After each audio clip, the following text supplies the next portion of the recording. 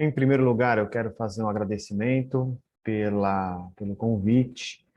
Me sinto muito lisonjeado em poder apresentar a classificação internacional de funcionalidade, um evento tão importante para um público que merece escutar sobre esse assunto.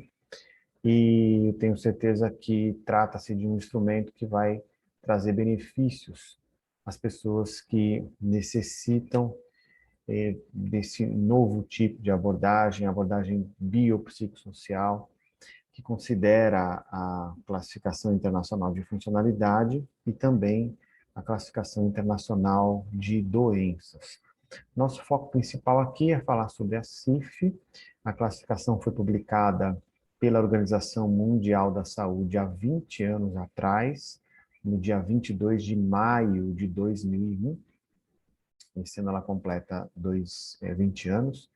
O Brasil teve a sua primeira publicação, né, sua primeira tradução em 2003, depois uma versão atualizada em 2015 e agora uma nova atualização em 2020, proveniente de uma revisão feita em 2018. A editora USP é quem publica esse livro no Brasil, e ele também está disponível no site da Organização Mundial da Saúde, em inglês, em espanhol, em francês, enfim, entre outras línguas. O que é a classificação, onde ela está, qual a importância dela?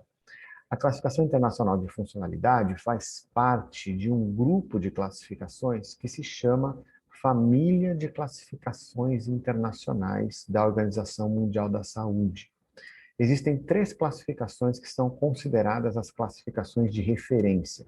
Uma é uma classificação de intervenções em saúde, e essa classificação está em desenvolvimento, em inglês é a IT, International Classification of Health Interventions, mas tem duas que já existem, já são implantadas há muito tempo, e que o Brasil, embora não esteja tão avançado no uso da CIF, já tem sim alguns avanços. No caso da CID, a Classificação Internacional de Doenças, essa sim já está implantada em muitos países, embora alguns países usem ainda a versão nona, a CID-9, a maior parte usa a CID-10, e nós já estamos na iminência de começar a usar a CID-11.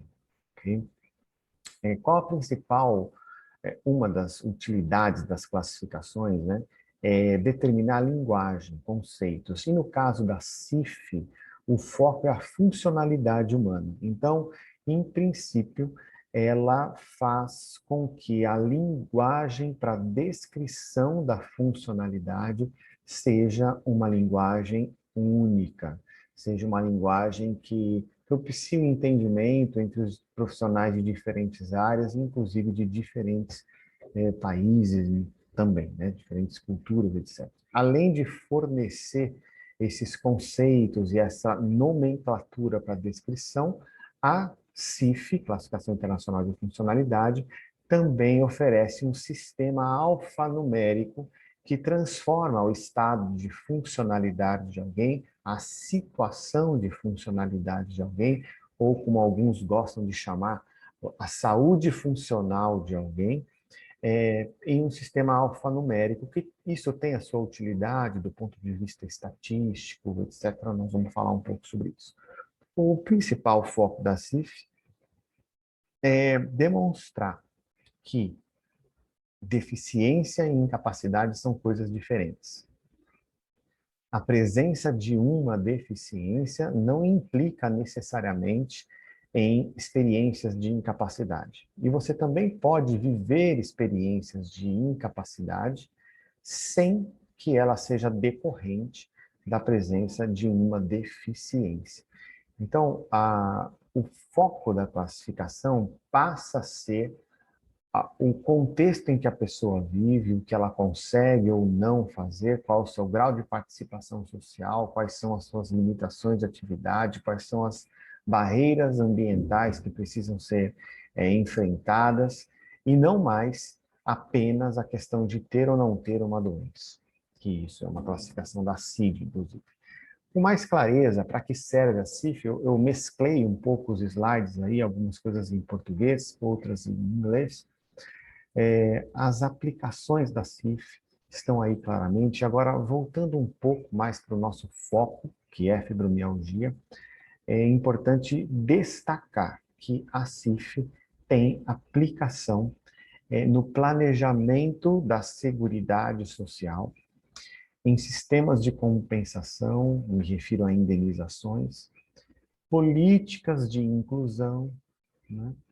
E esse é o meio onde, no Brasil, a CIF é mais utilizada neste momento. Pelo menos nós temos mais normas, mais regulamentação a respeito disso. Eu vou mostrar algumas coisas. Mesmo assim, que problemas nós temos a resolver e como a CIF ajuda a resolver esse problema. Todos sabemos que é muito difícil para a maior parte dos profissionais de saúde identificar com clareza e a rapidez necessária um caso de fibromialgia. A fibromialgia é algo de um diagnóstico, né?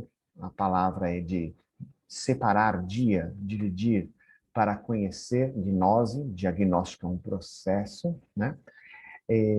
Mas muitas vezes, neste caso em específico, está obscuro. Há muitas outras doenças possíveis e elas são todas investigadas, então acaba sendo, na maior parte das vezes, um diagnóstico tardio, né? Alguns estão começando a usar esses termos, né? Condição invisível, né? Será que esse é o caso?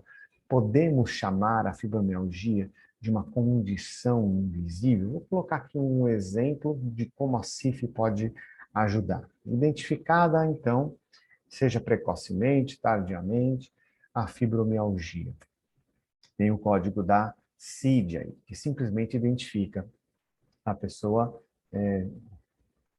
tem essa condição, né? O que é a CIF? A CIF vai mostrar todas as dificuldades que a pessoa enfrenta. Eu coloquei aqui alguns exemplos, né? Como, por exemplo, alterações nas funções do sono, dificuldade para andar longas distâncias, dificuldade para manter o emprego e também o enfrentamento de barreiras no sistema serviços de política. São exemplos. Eu usei 4 códigos da CIF. Em uma descrição de um caso, é possível usar 15, 18, 20, 40 códigos da CIF. Mas qual é a diferença? Esses códigos vão descrever a situação da pessoa. Você pode ter 2, 3, 4, 10 pessoas com fibromialgia e que vivem situações diferentes. Por que eu coloquei esses códigos em específico? Para mostrar para vocês que ela não apenas fala sobre funções do corpo e estruturas do corpo, né, como é o caso do primeiro código, aí, o B134.3, que eu estou falando das alterações nas funções do sono. Ela também vai para o ambiente, olha o último código, né? É o E580.3, demonstrando aqui o sistema, o serviço político, eu estou aqui sugerindo, né? Colocando uma hipótese de um lugar onde o sistema cria barreiras.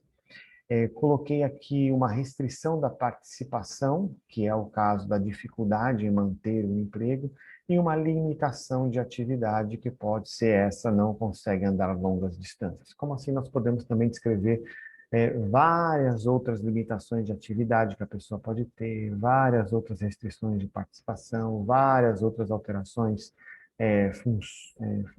funcionais, né? E vários outros fatores ambientais, inclusive atitudinais. A pessoa pode, por exemplo, ter uma dificuldade de relacionamento com os seus superiores no trabalho, e esses superiores podem ter atitudes negativas em relação à pessoa, e isso nós conseguimos, sim, codificar com a CIF. Então, veja que a CIF não foca apenas na questão de ter ou não ter uma doença qualquer, mas de descrever o estado de funcionalidade. Tudo isso nós chamamos de funcionalidade. Inclui o corpo, a atividade, a participação. E ainda a influência externa, positiva ou negativa, do ambiente. É isso que faz a CIF. Ela é bem complexa, completa, ela tem a complexidade necessária para descrever todo e qualquer caso, é por isso que ela é realmente incrível. O que falta, então, para que nós possamos caminhar para uma solução da garantia de direitos, né? A CIF promove essa descrição com mais clareza e ela abre caminho para que esses direitos sejam adquiridos. Aqui é só um exemplo, a Associação Médica Americana tem um uso da CIF específico para sistemas de compensação, né, como um guia, colocando a CIF como um guia. Nós ainda não estamos nesse patamar, né, mas nós temos alguns avanços. Está aí na tela. A Organização Mundial da Saúde, como eu disse, tornou a CIF oficial há 20 anos atrás, então tem essa resolução 54.21, que urgiu os países membros a utilizarem a CIF. Urgiu, tornou urgente. Na versão de Portugal está escrito insta, tornou instantâneo, né? Instantânea a implantação da CIF nos países membros. O Brasil é um dos países membros. O que fez na sequência o Brasil? Em 2012, o Conselho Nacional de Saúde publicou essa resolução, a 452, que adota a CIF para o Sistema Único de Saúde, incluindo o sistema suplementar. Tivemos também uma portaria interministerial publicada em 2014, que foi depois, em 2015, revogada por essa outra portaria que aparece aí na tela, o número 30. Contudo, em 2020, uma resolução do CONAD adotando esse instrumento. Bom, essas duas portarias e essa resolução não se referem diretamente à CIF, se referem a um índice, o IFBR, Índice de Funcionalidade do Brasil. É um índice baseado na CIF, okay? Para uso pelo nosso Instituto Nacional de Seguridade Social. IFBR-M significa Índice de Funcionalidade do Brasil modificado, é uma nova versão.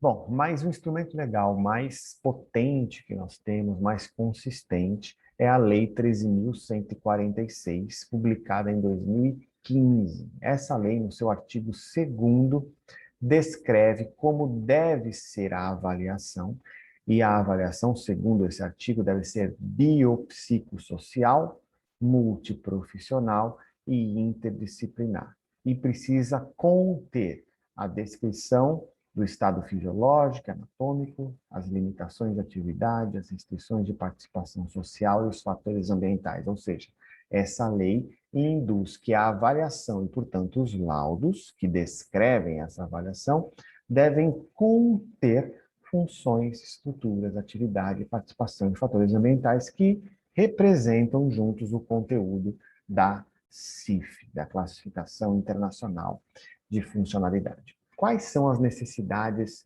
atuais? Talvez seja necessário que tenhamos ainda uma nova lei para regulamentar de uma forma ampla a utilização da CIF das mais diversas gamas de possibilidade, porque a resolução do Conselho Nacional de Saúde ela é voltada para um âmbito, né, que é apenas o âmbito da saúde. A portaria interministerial, que agora a gente tem a resolução apenas valendo, ela aprova o uso de um instrumento baseado na CIF, e não é a própria CIF. E a Lei Brasileira de Inclusão, embora diga que o conteúdo que está na CIF é que deve ser o conteúdo da avaliação e da sua respectiva descrição, a lei não toca na CIF nominalmente. Ela fala do uso do seu conteúdo, mas não diz expressamente. É necessário usar a codificação pela Classificação Internacional de Funcionalidade. Então, creio que um caminho é por meio de um instrumento legal, o melhor que seja uma lei e não apenas uma portaria, uma resolução ou um decreto, mas uma lei que induza o uso da classificação para todas as suas vertentes. O uso clínico, o uso em políticas sociais, o uso estatístico, entre todas as outras possibilidades que a CIF oferece. Eu quero deixar esse artigo para vocês procurarem por ele.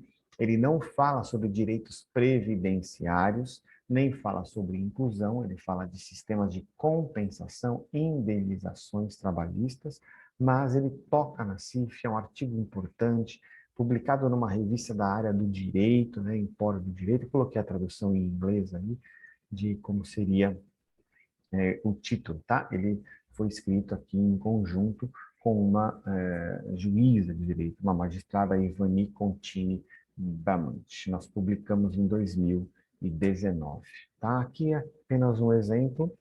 Estou chegando ao final, eu sei que teremos tempo para uma discussão. É um exemplo de quesitos que os juízes brasileiros, alguns juízes brasileiros, estão solicitando, simplesmente para mostrar na prática como está sendo a introdução da CIF. Os juízes estão percebendo que é uma ferramenta boa para descrição e ajuda nas decisões que eles precisam tomar. Nem todos os peritos e assistentes técnicos são treinados o suficiente. Essa é uma necessidade atual. Nós precisamos treinar os profissionais da saúde que já atuam no mercado e também introduzir a classificação nas matrizes curriculares dos cursos de graduação. E isso é o que nós precisamos fazer. Mas olha só o que coloca esse juiz aí no item 2. Essa patologia ou essas patologias são causa de incapacidade laboral nos termos da CIF, Classificação Internacional de Funcionalidade. Então, ele está pedindo uma descrição do estudo da condição da pessoa por meio da classificação. Ele usa aí, nos termos da Classificação Internacional de Funcionalidade. É um exemplo prático. Já existem algumas soluções disponíveis. Esse site, cifbrasil.com.br, fornece uma série de serviços, desde treinamento até emissão de laudos, guarda de informações, né, de pacientes. Vocês podem ver aí teleconsulta com multiplicadores, né, no primeiro quadro, na parte inferior direita. Caso você tenha alguma dúvida e queira tirar uma dúvida com um especialista, um conhecedor da CIF, você pode marcar uma teleconsulta aí nesse item, entre outras coisas que esse site faz. Muito obrigado. Mais uma vez aqui eu indico a leitura de um outro artigo publicado em inglês, ele está aí embaixo, esse também é o meu contato, meu e-mail, que fala sobre o uso da classificação na área de saúde do trabalhador, que é uma das áreas importantes de aplicação da CIF, não é a única, obviamente, mas é uma área importante, né? Usando a CIF como um guia, uma linha de conduta, né? Desde a admissão, passando por exames periódicos, inclusão social e também sistemas de compensação. Muito obrigado. Creio que nós tenhamos um tempo para a discussão. Fico muito agradecido. Espero contribuir mais a respeito do uso da Classificação Internacional de Funcionalidade, tanto durante o Congresso, como depois, caso seja necessário para alguns ou todos vocês.